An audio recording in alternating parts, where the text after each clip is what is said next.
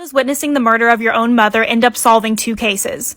In April of 1993, an episode of Unsolved Mysteries came on the TV. It talked about a woman named Dee Dee Rosenthal who had went missing on February 22nd of 1991. Dee Dee was a part of a trained staff who worked with autistic children. At 4:47 p.m., she came home from work, withdrew money from the ATM, and talked to a friend on a phone that evening, and then went back to her apartment complex in Somerset Towers in Cherry Hill. And since that day, no one had heard from her. And her case went completely cold. That was until 14-year-old Jennifer Wirtz had convinced her killer to come forward in 1995. Because Dee Dee's killer had also murdered her mom. Jennifer reached out to me and let me know her entire story. So let's get into the case of Rebecca Wirtz. So Rebecca was born in 1952.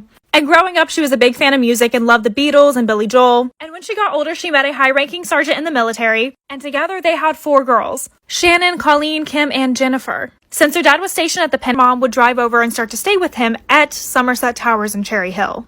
This is when the red flag started. Part 3 to the Rebecca Wirtz case. Jennifer noticed some weird things about Ed's apartment. No furniture, no food. But she still had a lot of fun going over there because there was a lot of other kids in the complex. And there was a playground and a pool where she could hang out with them. But Rebecca started to leave Jennifer alone with Ed. And this is how a lot of the abuse went unnoticed. And Ed would constantly make up for it by buying her stuff like Cabbage Patch dolls. And eventually Jennifer went to Rebecca telling her mom about the assaults. But her mom just told her that she was having a nightmare. But also told her not to bring it up with her grandparents, so she kind of knew that her mom knew it wasn't a nightmare. And one day they were going out to Pemberton to visit Ed's uncle. And during this, he snuck her away, telling her that he was going to go get her a Happy Meal, abused her, and then tried to strangle her out in the middle of these farm fields. Jennifer ended up talking Ed out of killing her. And she tried to express what happened to her mom, but her mom just really wouldn't listen. And kind of honestly blamed her. But she just thought that her mom was probably brainwashed or scared. And this goes on for several more years. Eventually, her sister Kimmy ends up finding out and goes to confront the mom about leaving Ed. Part 4 to the Rebecca Wirtz case. So Kimmy threatens the mom, saying that she's going to get custody over Jennifer if she doesn't leave Ed. So Rebecca agreed it was time and they created a plan together. After school, Jennifer was going to play her last hockey game, and Rebecca was going to pick her up with a loaded car. But eventually, after school, when the car came, Ed was driving it. Her mom walked out and said, "Let's just go home and have dinner." Jennifer was honestly so upset at that point. She went home, went upstairs, went to bed. And her mom tried to wake her up that night, but she told her mom to leave her alone. And the second time she woke up that night, it was 2 very horrific noises. She ran to the stairs to find that her own mother was being beaten by Ed. Rebecca visibly had a broken jaw and a broken arm. And Jennifer was just screaming at Ed to stop. And she remembers his eyes being black and enraged like she had never seen before. And he was talking straight gibberish, so she thought he was probably on something. He ended up taking her and setting her next to her mom. And she was hoping that her mom would look over and see her, but she never did. This is when Ed grabbed a hatchet and threw a blanket over Jennifer. Rebecca was murdered 3 feet from her daughter. Part 5 to the Rebecca Wirtz case. After Ed had murdered Jennifer, whatever he had taken was starting to wear off, and he started to come up with plans to unalive himself. And literally at the age of 14, Jennifer talks to him about how he could take a plea deal with the police, telling him that if he turns himself in, he may not have to stay in jail for very long, or even plead insanity. And after about 5 hours of him holding her hostage, he actually agrees to this. So he calls his mom, and his mom calls the cops saying that there needs to be a welfare check and that someone might be hurt. So when the police got there, they were not prepared for the scene that they were about to see. They showed up and asked Ed if an ambulance was needed, and he said it was way too late for that. Jennifer was taken straight to the hospital, and she was brought new clothes since all of her clothing and everything was considered evidence, and her sister came to claim her. Well, Ed was then brought in to be interrogated. And as protocol, you're supposed to ask if you've ever done this before, and the detective was already writing down no whenever he said yes. He had killed someone at his apartment complex, and it aired on Unsolved Mysteries. Part 6 to the Rebecca Wirtz case. So you're probably wondering, why did he admit to this? Well, he was hoping that he wouldn't get the death penalty. Dee Dee was a 31-year-old woman who had moved to Canada to work with autistic children, and he was the maintenance man in the building she moved into. He got into her window, assaulted her, and then smothered her. He put her in a tarp and loaded Dee Dee into Rebecca's car. And he said that he dumped her body around Salem County, but Jennifer believes that she's probably buried at his uncle's property, the spot where she was almost murdered at. The sad truth is that Dee Dee's family passed away, never really knowing where her body was, and they never got that full closure. Jennifer moved in with her older sister Shannon, and for the most part says she lived a pretty normal teenage life. She went to high school, got on the cheerleading squad, and had a really good group of friends. And her sisters really kept her accountable for her grades, her attitude, and ultimately did not let Ed win. She testified in 1999, and Ed is sentenced to life without the possibility of parole. And she's now a mom of 2 girls. She's linked below if you want to say hi, and I'll have an extended version of this true crime on my YouTube. Go check it out. I cannot believe that even today we have modern-day serial killers that have still not been caught. One of them being the Long Island serial killer, who is also known as the Craigslist Ripper. This unidentified serial killer is believed to have murdered between 10 and 16 people over a 20-year period. And between the years of 2010 to 2011, the remains of these victims were found, and many people have tried to solve this. One of the most interesting things being unraveled on Discovery Plus, which you guys should check out. But this all started with the disappearance of 23-year-old Shannon Gilbert. She was traveling with her driver Michael Pack to visit her client named Joseph Brewer. And there at Joseph's house is where she made a 911 call at around 4:54 a.m. in which she states in it that they're trying to kill me. Reportedly, she was banging on neighbors' doors asking for help, but ultimately the next day she disappeared. And in searching for her body, they ended up finding so many other women's. Part 2 to the Long Island serial killer.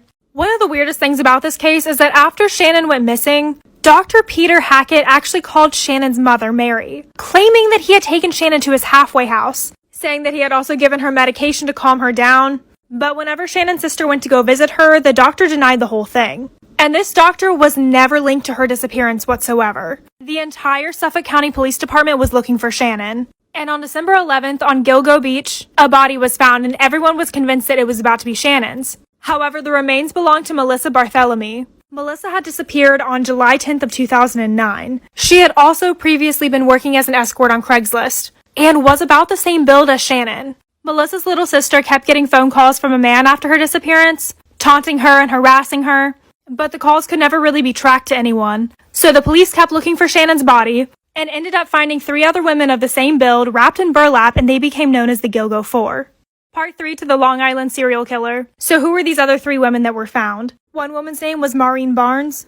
She was 25 whenever she disappeared on July 9th of 2007. She was actually on a break from escorting whenever she ended up getting an eviction notice on her home and needed some extra money, so she went back onto Craigslist. And after she had disappeared, a friend of hers ended up receiving a call about her still being alive, similar to Melissa's case with her sister. And then Megan Waterman ended up disappearing on June 6th of 2010 after she had put her advertisements on Craigslist as well. And then Amber Costello, who had went missing on September 2nd of 2010. She was also an escort on Craigslist. Seeing the similarities between all these women, the police knew that they had a serial killer on their hands. And Amber's sister continued to use Craigslist in a similar fashion in order to catch her sister's killer, but obviously never did. And continuing the search for Shannon, 6 more sets of remains were found, 2 being the torsos of Jessica Taylor and Valerie Mack. The rest remain unidentified, 1 being a toddler and 1 being a man. Then they found Shannon's body.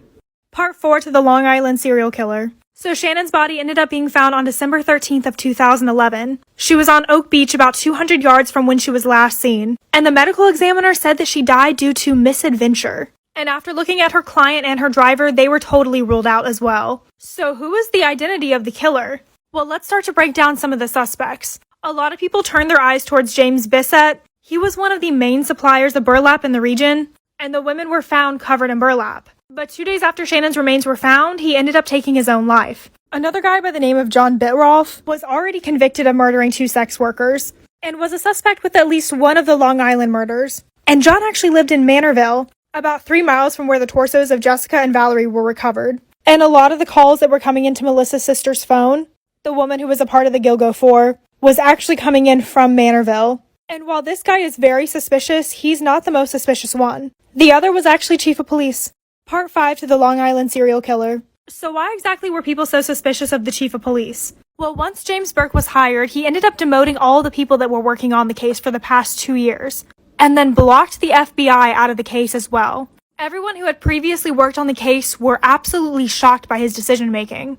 And Rob Trotta, a Suffolk County legislator, talked about how Burke thought of himself as the king. And this is the direction that the Discovery Plus documentary ends up taking, really surrounding this detective's life and showing what was going on. He literally would continue to get promoted and work his way up until he got to Chief of Police. Meanwhile, he himself was taking a part in the escorting business and getting involved with a lot of drugs while on duty, while in his police uniform and in his police vehicle, which there's no way he should have been doing that without at least getting a little bit of punishment. So he must have had someone on his side. So if you guys want to hear that story, go pop over to my Instagram. I'll be posting more about the Chief of Police over on my Reels tab.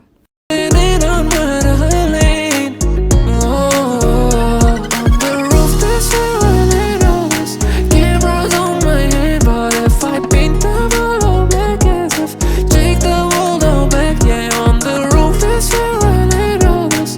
Cameras on my hand, but if I paint the world all black, as if paint the world all black. See my Gucci on my hand, like a bird I'll fly again, closing in on murderland.